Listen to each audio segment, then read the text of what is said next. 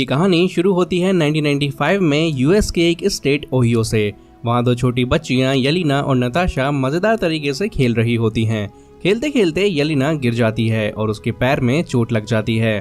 तभी उसकी माँ मेलिना वहाँ आती है और उसे समझाती है कि तुम्हारा दर्द ही तुम्हारी सबसे बड़ी ताकत बनेगा। नताशा ये नोटिस करती है कि उनकी माँ हमेशा येलिना की ज़्यादा केयर करती है, जैसे कि वो उससे ज़्यादा प्यार करती हो।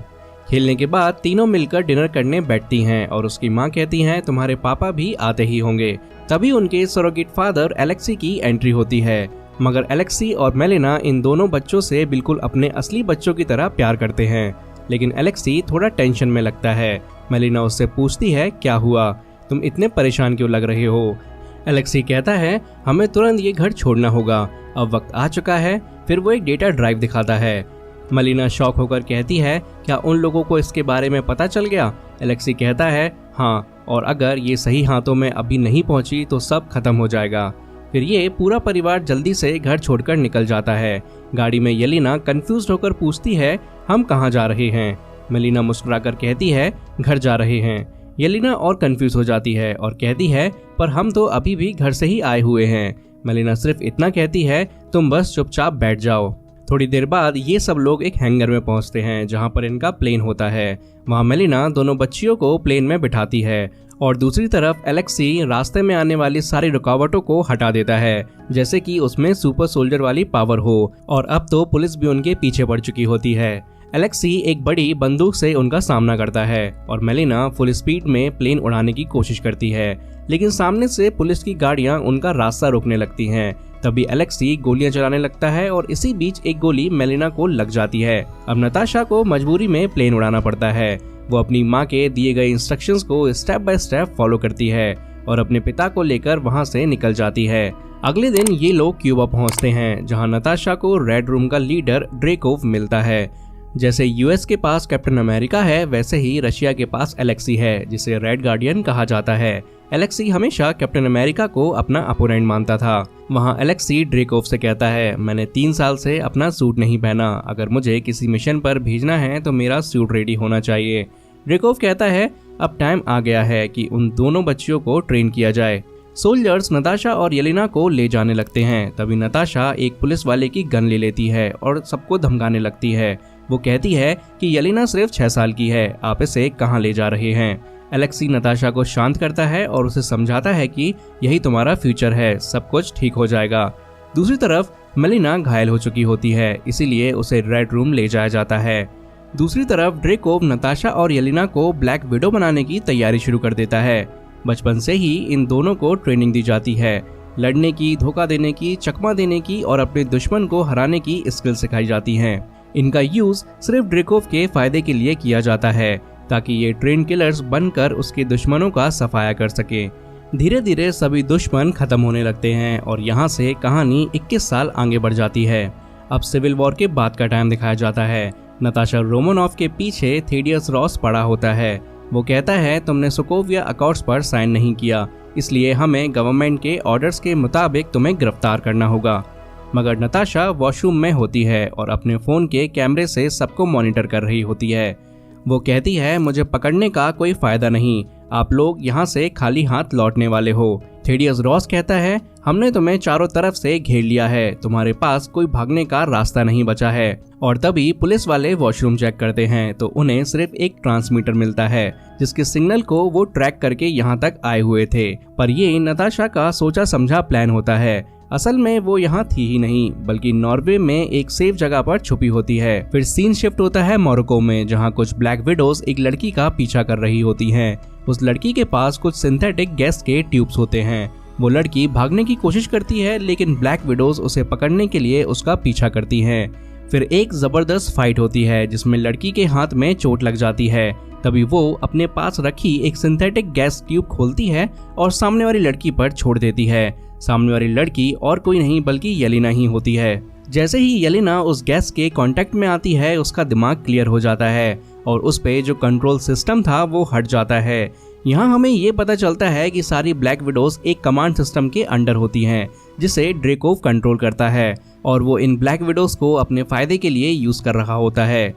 लेकिन जब येलेना को पता चलता है कि ये सिंथेटिक गैस ब्लैक विडोज को कंट्रोल से फ्री कर सकती है तो वो सोचती है कि इन सबको इस कंट्रोल से छुड़ाना चाहिए। दूसरी तरफ ड्रेकोव अपने खास आदमी को भेजता है जो और कोई नहीं टास्क मास्टर होता है। फिर सीन शिफ्ट होता है नताशा पर जो अपने दोस्त मेसन से मिलती है। रिक मेसन उसके लिए एक नया पासपोर्ट, फेक क्रेडिट और डेबिट कार्ड्स और एक नकली आइडेंटिटी रेडी करके रखा होता है। नताशा अब किसी और जगह छुपने की प्लानिंग कर रही होती है। मेसन जाते जाते एक पार्सल देता है और कहता है ये तुम्हारे लिए आया है। नताशा पूछती है किसने भेजा। मेसन कहता है इस पे सिर्फ एक नाम लिखा है, बुडापेस्ट। रात को नताशा टीवी देखते हुए डिनर कर रही होती है। तभी लाइट चली जाती है। वो बाहर जाकर जनरेटर चेक करती है तो पता चलता है कि पेट्रोल खत्म हो गया है। पेट्रोल लेने के लिए वो अपनी गाड़ी लेकर शहर की तरफ निकलती है। रास्ते में एक ब्रिज आता है। जैसे ही वो ब्रिज क्रॉस करने लगती है एक जोर का ब्लास्ट होता है। नताशा की कार का डेंजरस एक्सीडेंट हो जाता है। ये ब्लास्ट और कोई नहीं बल्कि टास्क मास्टर कराता है। वो नताशा पर अटैक करता है और दोनों के बीच फाइट शुरू हो जाती है। लड़ाई के बीच नताशा नोटिस करती है कि जो भी मूव्स वो करती है वही exact same moves task master भी कॉपी कर रहा होता है। टास्क मास्टर एक छोटी सी बॉक्स को देख रहा होता है जो उसका मेन टारगेट होता है, लेकिन नताशा अपनी फाइटिंग स्किल्स का यूज करके उस बॉक्स को ले लेती है और वहां से भाग जाती है। टास्क मास्टर के हाथ कुछ भी नहीं आता। फिर सीन शिफ्ट होता है बुडापेस्ट में जहां नताशा एक एड्रेस पर पहुंचती है और वहां जाकर उसे येलेना मिलती है। जैसे ही वो दोनों मिलती हैं एक डेंजरस फाइट स्टार्ट हो जाती है। ये फाइट बिल्कुल वैसे ही होती है जैसे बचपन में दोनों अपनी ताकत टेस्ट करने के लिए लड़ती थी। और अब क्योंकि दोनों रेड रूम में टॉप लेवल ट्रेनिंग ले चुकी होती हैं इसीलिए वो एक दूसरे के अगेंस्ट डेंजरस ट्रेन किलर्स की तरह लड़ती हैं। नताशा येलेना से कहती है जब मैंने ये ट्यूब्स देखी तो मुझे हमारी बचपन की फोटो भी मिली थी। मुझे समझ आ गया था कि इसमें जरूर तुम्हारा ही हाथ है। तुमने मुझे यहाँ बुलाया है तो जरूर कोई वजह होगी। येलेना बताती है इस ट्यूब की मदद से हम सभी ब्लैक विडोज को ड्रेकोव के कंट्रोल से आज़ाद कर सकते हैं। दोनों की बात हो ही रही होती है तभी और ब्लैक विडोज वहाँ आ जाती हैं और नताशा और येलेना से वो ट्यूब लेने की कोशिश करती हैं। नताशा और येलेना उनसे बचने की कोशिश करती हैं और वहां से भागने लगती हैं और एक जबरदस्त गन फाइट होती है। तभी एक ब्लैक विडो छत से गिरकर जमीन पर गिर जाती है जिससे उसकी टीम बहुत टूट जाती है। नताशा उसकी मदद करने के लिए जाती है मगर तब तक ड्रेकोव उसका सिस्टम ब्लॉक कर चुका होता है और उसे वहीं मरवा देता है। अब नताशा को एक बात क्लियर हो जाती है, ड्रेकोव के पास इतना पावर है कि वो किसी भी ब्लैक विडो को कंट्रोल करके उसका काम खत्म होते ही उसे मार सकता है। नताशा और येलेना वहां से भागने की कोशिश करती हैं, लेकिन तभी टास्क मास्टर आ जाता है। उसके पास एक बड़ी सी टैंक जैसी गाड़ी होती है जो रास्ते में आने वाली हर गाड़ी को तोड़ते हुए आगे बढ़ रहा होता है। फिर एक मोमेंट ऐसा आता है जब टास्क मास्टर अपने तीर से उनकी गाड़ी को निशाना बनाता है। गाड़ी में एक जोर का ब्लास्ट होता है और वो अंडरग्राउंड एक सर्वे स्टेशन में गिर जाती हैं। इस एक्सीडेंट में येलेना का हाथ कट जाता है और उससे खून बहने लगता है। टास्क मास्टर भी वहां आ जाता है लेकिन नताशा और येलेना उसे चकमा दे देती हैं। वो एक टनल में जाकर अपना ब्लड गिरा देती हैं ताकि टास्क मास्टर वहां चला जाए और दोनों एक एयर वेंट के अंदर छुप जाएं। अब सीन शिफ्ट होता है रात में। दोनों डिनर के वक्त सोचती हैं कि अब हमें एक दमदार सोल्जर की जरूरत है। नताशा कहती है हम अपने पिता की मदद क्यों न लें, वो भी तो रेड गार्डियन हैं, उनके पास भी सुपर सोल्जर जैसी ताकत है। इसलिए दोनों एक BMW गाड़ी लेकर निकल जाती हैं। येलेना अपनी एक जैकेट की तारीफ करती है और कहती है इसमें बहुत सारी जेबें हैं, हम चाहें तो इसमें बहुत कुछ रख सकते हैं। अगले दिन दोनों अपने खास दोस्त मेसन से मिलती हैं। मेसन के पास कम टाइम और कम पैसा होता है इसलिए मेसन उनके लिए एक पुराना हेलीकॉप्टर का जुगाड़ करता है। इसी हेलीकॉप्टर से नताशा और येलेना को अपने पिता एलेक्सी यानी कि रेड गार्डियन को जेल से छुड़ाना होता है। अब सीन जेल में शिफ्ट होता है जहां एलेक्सी अपने अपोनेंट के साथ पंजा लड़ा रहा होता है। अब क्योंकि वो एक सुपर सोल्जर है तो जो भी उससे पंजा लड़ाता है अपना हाथ तुड़वा के वापस आ जाता है। तभी जेल के पुलिस वाले अंदर आकर कहते हैं तुम्हारे लिए एक पार्सल आया है। एलेक्सी जैसे ही पार्सल खोलता है उसके अंदर एक एक्शन फिगर होता है और वो किसी और का नहीं बल्कि रेड गार्डियन का होता है। जैसे ही वो उसकी डोर खींचता है एक गाना बजने लगता है और तभी फिगर की मुंडी गिर जाती है। जब वो उसे उठाता है तो उसके अंदर एक ट्रांसमीटर छुपा होता है। जैसे ही वो उसे कान में लगाता है नताशा की आवाज सुनाई देती है, इतनी देर क्यों लगा दी।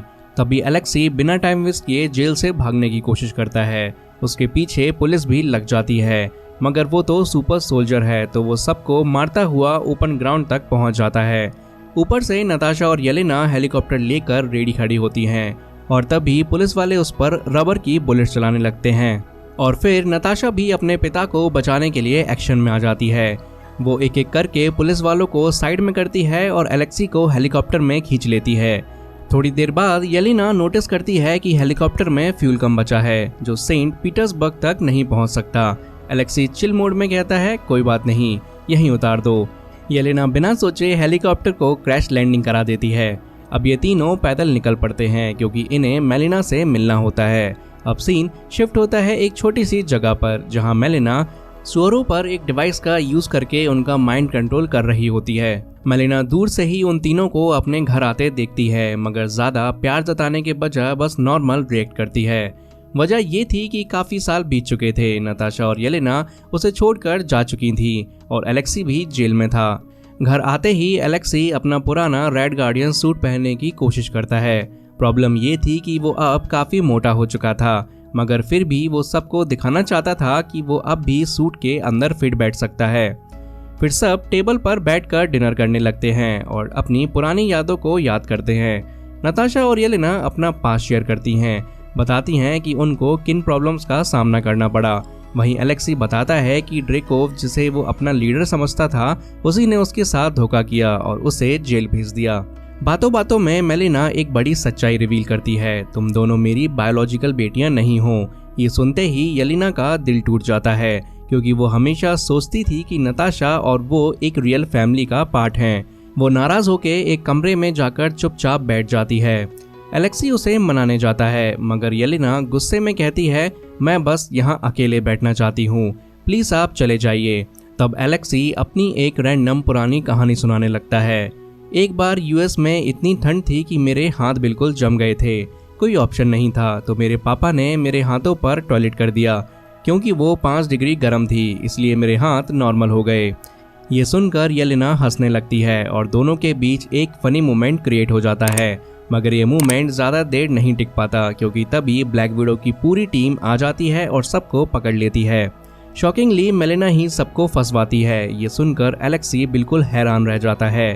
फिर सबको ले जाया जाता है रेड रूम, जो एक फ्लोटिंग रेड रूम होता है जो आसमान के अंदर छुपा होता है। यहाँ मेलिना की मुलाकात ड्रेकोव से होती है, मगर ड्रेकोव तुरंत समझ जाता है कि ये असली मेलिना नहीं नताशा है। नताशा ने एक होलोग्राफिक फेस चेंजिंग मशीन का यूज किया होता है अपनी शक्ल बदलने के लिए। फिर एक फ्लैशबैक सीन दिखाया जाता है, जिसमें पता चलता है कि नताशा और मेलिना की पहले से ही प्लानिंग चल रही थी रेड रूम तक पहुंचने की। प्लान के मुताबिक मेलिना ने नताशा को अंदर पहुंचाने के लिए अपना फेस उसके साथ स्वैप किया था। नताशा अब ड्रेकोव के सामने होती है और वो उस पे शूट करने की कोशिश करती है, मगर कर नहीं पाती। ड्रेकोव कहता है क्यों ना चाकू ट्राई करें। जैसे ही वो नताशा पर चाकू से वार करता है, नताशा अपना हाथ उठा नहीं पाती। तभी ड्रेकोव बताता है, मैंने तुम्हारे नर्वस सिस्टम को ऐसा बना दिया है कि तुम किसी पर भी वार कर सकती हो, मगर मुझ पर नहीं। फिर फ्लैशबैक दिखाया जाता है, जिसमें पता चलता है कि नताशा पहले रेड रूम और ड्रेकोव से भागना चाहती थी, इसीलिए उसने एक बार ड्रेकोव की मीटिंग रूम में बॉम्ब ब्लास्ट कर दिया था। उस ब्लास्ट में ड्रेकोव तो मरने वाला था, मगर उसकी छोटी बेटी एंटोनिया उसमें फंस गई और वो मर गई। लेकिन अब नताशा को सच्चाई पता चलती है, जो छोटी बेटी मरी थी वो ही टास्क मास्टर है। ड्रेकोव उस ब्लास्ट में बच गया था और उसने एंटोनिया के गले के पीछे एक चिप लगा दी थी। इस चिप की वजह से वो किसी भी इंसान के मूव्स को कॉपी कर सकती थी और एक डेंजरस फाइटर बन गई थी। दूसरी तरफ एलेक्सी और टास्क मास्टर की फाइट शुरू होती है। साथ ही येलेना सिक्योरिटी गार्ड से बचकर हेलीकैरियर को नीचे गिराने की कोशिश कर रही होती है। फिर नताशा और ड्रेकोव की बातचीत होती है। ड्रेकोव बताता है कि पूरी दुनिया में हजारों ब्लैक विडोज हैं जो उसके कंट्रोल में हैं। एक सिग्नल पर वो सबको भी मार सकता है। फिर नताशा को समझ आता है कि ड्रेकोव की अंगूठी ही वो डिवाइस है जिससे वो सबको कंट्रोल करता है। अब नताशा का असली प्लान शुरू होता है। पहले तो वो सिर्फ गुस्सा दिखाने का नाटक कर रही थी, फिर वो अपना सर टेबल पर जोर से मार लेती है ताकि उसका नर्वस सिस्टम अनब्लॉक हो जाए और वो ड्रेकोव पर अटैक कर सके। जैसे ही वो फ्री होती है, वो ड्रेकोव की जबरदस्त पिटाई शुरू कर देती है। साथ ही दूसरी तरफ एलेक्सी और टास्क मास्टर की धमाकेदार फाइट चल रही होती है। ड्रेकोव को जब ये लगता है कि अब उसकी हार होने वाली है तो वो सारी ब्लैक विडोज को बुला लेता है ताकि नताशा को मार सके। अब नताशा अकेली उन सब से लड़ती है और ये फाइट सीन एकदम नेक्स्ट लेवल होता है। एक मोमेंट आता है जब सारी ब्लैक विडो नताशा को पकड़ने लगती हैं, लेकिन तभी येलेना वहां पहुंच जाती है। उसके पीछे एक सिंथेटिक गैस होती है जिससे वो सबको नॉर्मल बना देती है। अब हेली कैरियर पूरा तबाह हो चुका होता है और धीरे धीरे जमीन की तरफ गिर रहा होता है। नताशा एक फ्लॉपी डिस्क की मदद से सारी ब्लैक विडोज का डेटा निकाल लेती है ताकि ड्रेको उन्हें कंट्रोल ना कर सके। फिर वो वहां से निकलने की कोशिश करती है। दूसरी तरफ एलेक्सी और मेलेना एक प्लेन लेके भागने की कोशिश करते हैं, लेकिन तभी उन्हें याद आता है कि उनकी बेटियां उनके साथ नहीं हैं, इसलिए वो उन्हें बचाने के लिए वापस जाने का डिसाइड करते हैं। ड्रेकोव अपनी सिक्योरिटी गार्ड्स के साथ एक प्लेन से भागने की कोशिश करता है, मगर तभी येलेना आ जाती है। वो अपनी इलेक्ट्रिक स्टिक से प्लेन के पंखे में जोर का ब्लास्ट कर देती है, जिसमें ड्रेकोव और उसके गार्ड्स मर जाते हैं। लेकिन येलेना के पास पैराशूट नहीं होता, इसलिए वो सीधा नीचे गिरने लगती है। नताशा उसे देख लेती है और अपने पैराशूट से उसकी जान बचाने की कोशिश करती है। दूसरी तरफ टास्कमास्टर यानी एंटोनिया भी आती है और नताशा और येलेना के पैराशूट पे अटैक करने की कोशिश करती है। नताशा येलेना को अलग भेज देती है और खुद टास्कमास्टर का सामना करती है। दोनों के पास पैराशूट होता है और एक लंबी फाइट के बाद दोनों जमीन पर गिर जाते हैं। लेकिन फाइट यहीं खत्म नहीं होती। नताशा के पास 2 सिंथेटिक गैस के ट्यूब्स होती हैं। वो एक ट्यूब तोड़ देती है जिसका असर एंटोनिया पर होता है और वो नॉर्मल हो जाती है। इसके बाद सब कुछ शांत हो जाता है। फिर एलेक्सी और मेलेना हेलीकॉप्टर लेके वहां पहुंच जाते हैं और सारी ब्लैक विडोज भी उनके साथ होती हैं। नताशा कहती है कि उसके पास एक और सिंथेटिक गैस का ट्यूब है जिसे मास प्रोडक्शन करना चाहिए ताकि दुनिया की सारी ब्लैक विडोज ड्रेकोव के कंट्रोल से फ्री हो सके। वहीं दूर से थेडियस थंडरबोल्ट रोज की गाड़ियां दिखने लगती हैं जो नताशा को पकड़ने के लिए वहां पहुंच रही होती हैं। फिर सीन शिफ्ट होता है 2 हफ्तों बाद, जहां नताशा के बाल कट चुके होते हैं और ये वही हेयर स्टाइल होती है जो हमें एंड गेम में देखने को मिली थी। अब नताशा अपने फ्रेंड मेसन से मिलती है और उससे एक प्लेन मांगती है। मेसन उसे क्विन जेट दिखाता है और कहता है जब मेरे पास टाइम और पैसा दोनों होते हैं तभी मैं तुम्हारे लिए इतने बढ़िया काम कर सकता हूँ। अब प्रेजेंट टाइम में हमें येलेना दिखाई जाती है जो अपनी बहन नताशा के ग्रेव पर फ्लावर्स रखने के लिए आई होती है। तभी वहाँ एक लेडी आती है जिसका नाम होता है कॉन्टेसा वेलेंटिना। तभी वेलेंटिना क्लिंट बार्टन की फोटो येलेना को दिखाती है और बताती है कि तुम्हारा अगला टारगेट ये है और तुम्हें इसे मारने में खुशी होगी क्योंकि इसी ने तुम्हारी बहन को मारा है। और इसी सस्पेंस के साथ ये मूवी यहाँ पर खत्म हो जाती है।